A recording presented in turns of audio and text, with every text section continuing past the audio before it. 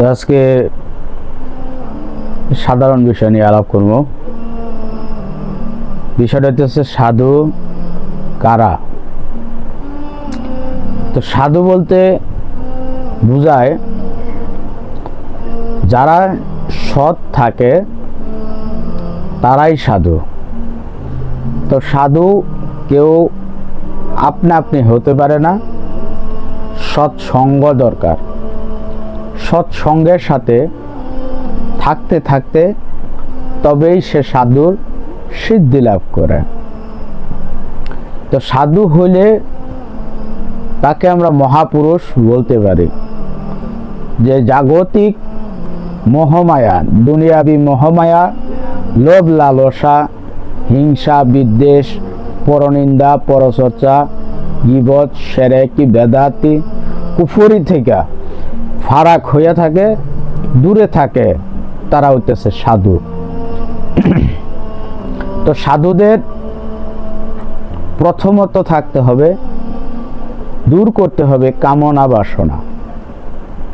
এই দুইটার ভিতরেই সাধুগিরি লুকায়িত আছে।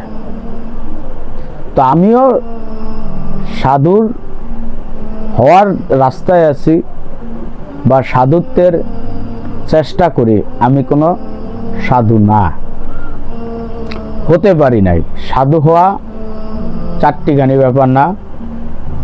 সাধু হতে হলে তার নিজের নফসকে নিজের নিয়ন্ত্রণে রাখতে হইব। নফসকে নিয়ন্ত্রণে যে রাখতে পারবো, তার সাধুত্বের স্বাদ 90% আলিঙ্গন করতে পারবো। তো বিষয়টা আমরা দুনিয়াবিভাবে খোলামেলাভাবে একটু আলাপ করতে পারি। তো মনে করেন আপনি যদি সাধুর সাথে চলেন, তার সঙ্গ নেন, তার যে চরিত্রটা আছে, সায়েন্টিফিক্যালি বলে যদি আপনি আপনার বন্ধুর সাথে ঘনিষ্ঠ সম্পর্ক কাটান, দীর্ঘদিন কাটান, তাহলে বন্ধুর খারাপ যদি দিক থাকে তাহলে এটা ভালো বন্ধুর চরিত্রের সাথে প্রভাব ফেলে। আর যে বন্ধু ভালো, অতিরিক্ত ভালো, যদি খারাপ বন্ধু তার সাথে মিশে, তাহলে ওই খারাপ বন্ধুর ভিতরে ভালোর প্রভাবটা পড়ে। তো একটা কথা আছে, সঙ্গ দোষে লোহা ভাসে। তো আপনি যদি সঙ্গ নেন খারাপের, আপনি যদি ভালো থাকেন, অটোমেটিকলি চলতে চলতে আপনার ব্রেন তাকে ফলো করার চেষ্টা করবে, তাকে অনুকরণ করার চেষ্টা করবে, অনুসরণ করার চেষ্টা করবে। আপনি নিজের অজান্তে তার মতো হয়ে যাবেন। এখন বিজ্ঞানীরা এও বলছে, তার সাথে চলতে চলতে আপনি যার সাথেই চলেন, যদি ভালোর সাথে চলেন, সুন্দর মনের মানুষের সাথে চলেন, কুৎসিত মনের মানুষের সাথে চলেন, তার চরিত্রের সাথে সাথে দেহ অঙ্গভঙ্গি, কথা বলার স্টাইল মিলে যাবে। 40% 50% মিলে যায়।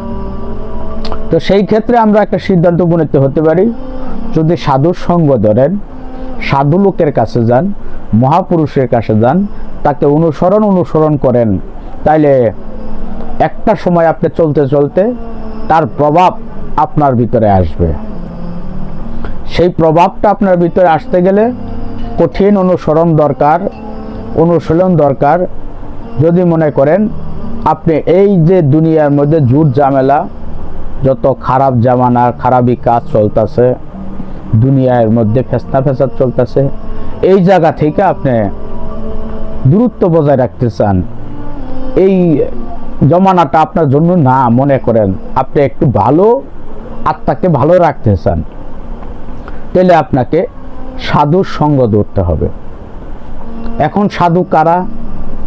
লাল শালু কাপড় পরে যারা, তারাই সাধু না। প্রথমত না, লাল কাপড় পরলেই সাধু হয় না, আমার মতো সাদা কাপড় পরলেও সাধু হয় না। সাধুত্ব থাকতে হবে তার মনে, তার অন্তরে। সাধুর চোখে নারী পুরুষ উভয়ই সন্তান স্বরূপ, উভয়কেই সমান চোখে দেখে। সাধুর চরিত্র হচ্ছে জীবের প্রতি মায়া প্রকাশ জীবাত্মার প্রতি মায়া প্রকাশ এবং আল্লাহ বিরু আল্লাহর অনুগত্যকরণ একনিষ্ঠভাবে আল্লাহকে ধ্যানের মাধ্যমে ডাকা, আল্লাহকে সর্বক্ষণ স্মরণে থাকা। আল্লাহকে স্মরণে সর্বক্ষণ রাখে সাধুরা। আবার বলেন সন্ন্যাসী, সন্ন্যাসী হলো আরেক সাবজেক্ট। সন্ন্যাসী আমাদের ধর্মের জন্য না, সন্ন্যাসী বৈরাগ্য জীবন আমাদের ধর্মে নিষেধ করা হয়েছে, সেটা অন্য ধর্ম সনাতন ধর্মাবলম্বীদের মধ্যে দেখা যায়। তবে সাধুটা মুসলিম ধর্মেও থাকে। মহাপুরুষ যারা তারাই সাধু। বারবার আমি একটা কথা বললাম। তো সাধু কখনো লোভ করবে না, সাধু কখনো বেশি খাবার খাইবে না, বেশি অন্ন গ্রহণ করবে না, নিয়ন্ত্রিত অন্ন গ্রহণ করবে।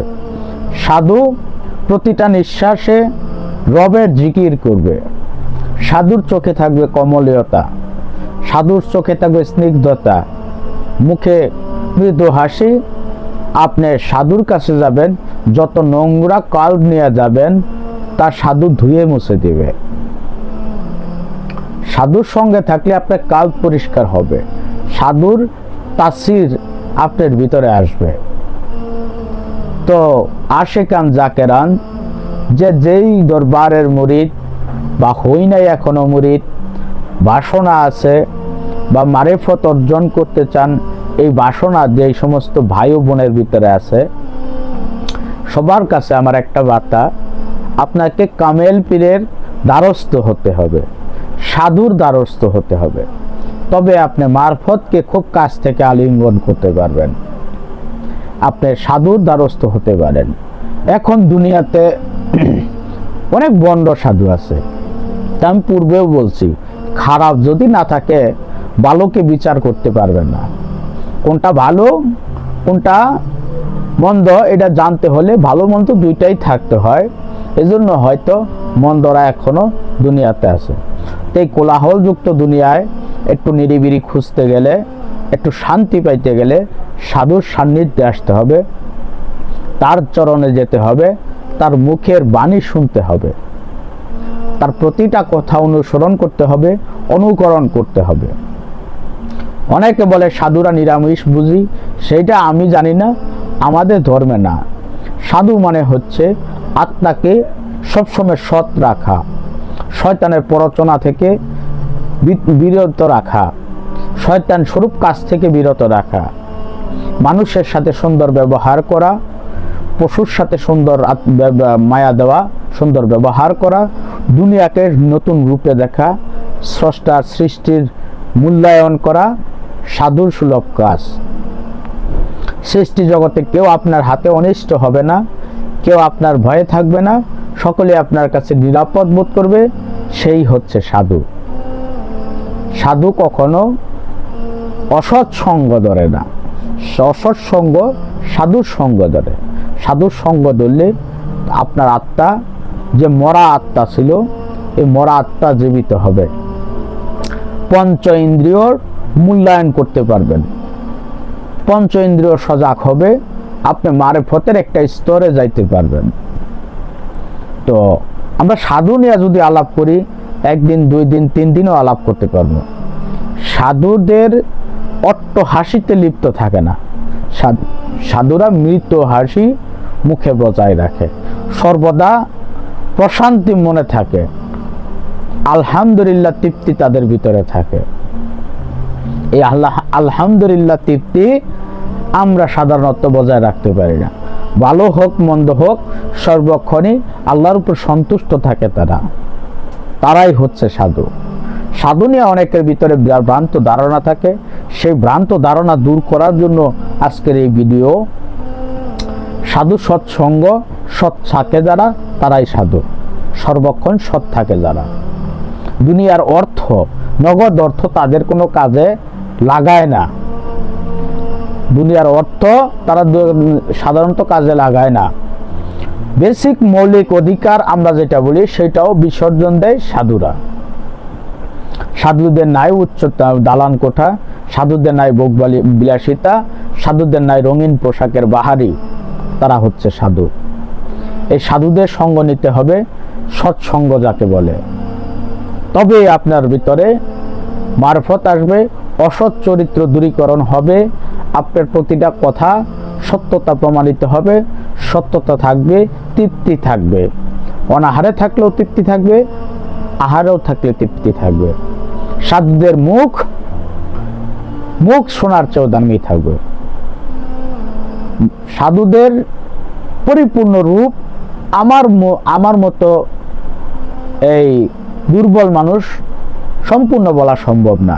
তো যারা আমার ভিডিওটা দেখেন, ভালোবাসার লোক যারা আছেন, আমার বন্ধু আছেন, তারা সকলেই ভিডিওটা শেয়ার দিবেন, লাইক দিয়ে রাখবেন। যদি কোনো নতুন ভিডিও পাইতে চান, যদি মনে কৌতূহল থাকে, প্রশ্ন থাকে, কমেন্টে জানাবেন। এটা আমি ভিডিও তৈরি করতে উৎসাহিত হব। আর ভিডিও শেয়ার করে রাখবেন এই জন্যই, যাতে আপনার ফেসবুকে সর্বক্ষণ থাকে, যখন ইচ্ছা তখন দেখতে পারেন। তো সাধু সম্বন্ধে যারা খারাপ চিন্তা ধারণা করেন, তাদের জন্য বলা যে সাধুরা কখনো দুনিয়াবি ভোজন তারা পছন্দ করে না। তারা দুনিয়াবির রস রঙ্গ নীলা কামনা বাসনা দূরীকরণে রাখে। তাদের যৌনতার কোনো আকাঙ্ক্ষা থাকে না, তাদের দুনিয়াবি পর নারীর দিকে লোভ লালসা থাকে না, পর পুরুষের দিকে লোভ লালসা থাকে না। এক কথা, তারা ঈশ্বরের নিকটবর্তী লোক হয়ে থাকে। সর্বক্ষণ জবানে তাদের জিকির থাকে, ধ্যান থাকে, আল্লাহর ধ্যানে থাকে তারা। তো আজকের মতো এই ভিডিওটি এই পর্যন্তই। আপনারা সবাই আমার পাশে থাকবেন। ওয়া আখির দাওয়ানা আনিল হামদুলিল্লাহি রাব্বিল আলামিন। আসসালামু আলাইকুম।